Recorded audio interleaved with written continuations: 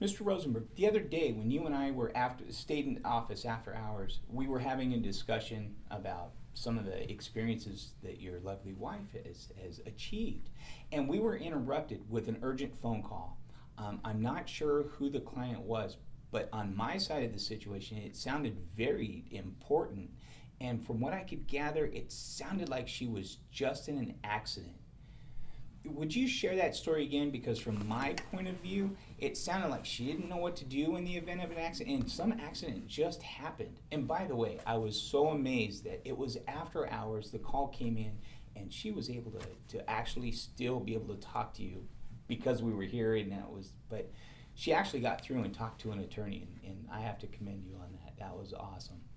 Well, thank you, Wes. Yes, Alice called, and I've known Alice for a number of years. I did an injury case for her a few years ago, and fortunately she healed up pretty good, and she calls me once in a while just to say hi, and I ask her how she's doing. So she's remained a person in my mind through these years. And so when she called the other night, and she was quite upset, kind of seemed at loose ends, I knew immediately who she was.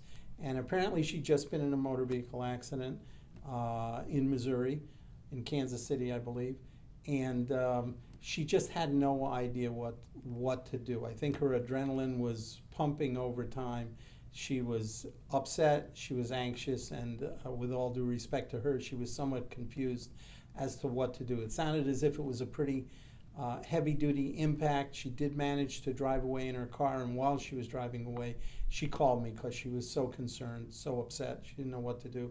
And I said, Alice, number one, are you bleeding? Do you need medical care immediately? Because if you do, get off the phone with me and drive to the hospital if you can drive.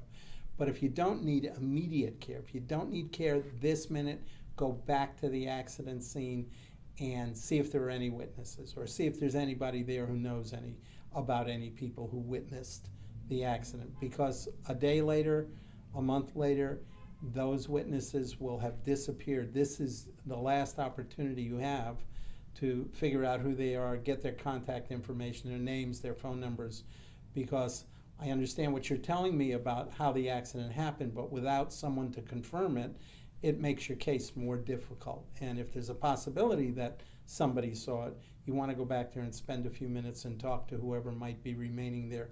If the police are still there, if there's an ambulance there, if there's some bystanders, see if you can figure out who the witnesses were and get as much info as you can about them. And I said, then the next thing you do is, if you need it, you get medical care as soon as you possibly can. Go to the hospital, go to your own doctor. And it was fairly late in the day, so I imagine your own doctor left his office for the day. Go to the emergency room if you feel the need to. And then follow up, make sure you report the accident the next day to your automobile insurance company. If you've got information about the other driver and their insurance company, make sure you keep that in a safe place. And then when you're feeling a little better and the situation calms down, you and I will talk, we'll get together, and we'll come up with a plan on how to handle your case. But for now, first thing, either go to the emergency room if you have to, or go back to the scene if you can delay a little while. Go back to the scene, see if you can find any witnesses or people who know about witnesses. It's really going to benefit you in the future. And she was appreciative. And I've spoken to her since, and we're representing her in this case. And early on, it looks like we're going to be able to get our ducks in a row, and we're going to be able to bring some benefit to Alice. Excellent. I had heard you tell her at least 3 times to, if she could, go back and find the witnesses. Is that like the most important thing that you can possibly do? No, not really. The most important thing is to address any immediate medical concerns you have. Obviously, if you've got a very serious accident, and the ambulance comes, don't be afraid. The money will take care of itself later on. Take that ambulance ride. Go to the emergency room. Make sure you don't have any broken bones, that you don't have any internal injuries, that your life isn't threatened. Other than that, if you can wait a day or two for medical care, then what you want to do is try to confirm. Make sure you know who the other driver is. Make sure you've got their tag number. Do your best to get their insurance information. And by the way, that's why it's always important to call the police. No matter what anybody else says, you get on the phone, call the police, tell them there's been an accident, ask them to come. Because a police report from a trained, experienced eye of a policeman is very important. You know you're not at fault, but when the policeman goes down on paper and explains why you're not at fault and how it is the other driver's at fault, that's a great benefit to your case. So you want to do that too.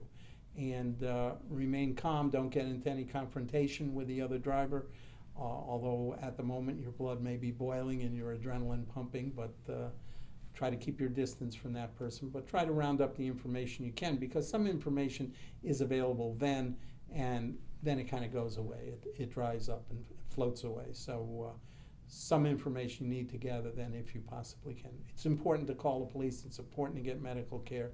And if possible, you can aid in the discovery of witnesses and get their contact information.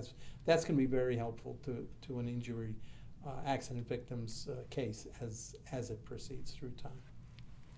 Makes sense. If anybody was to get involved in an accident and they weren't sure who to call, would they be able to call you? They can call me anytime. Call me during office hours.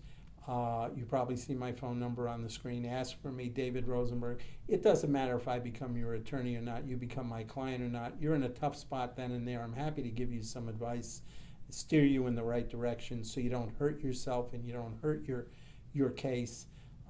We're experienced in this. We've been doing it for a lot of years. We handle many thousands of cases through the years.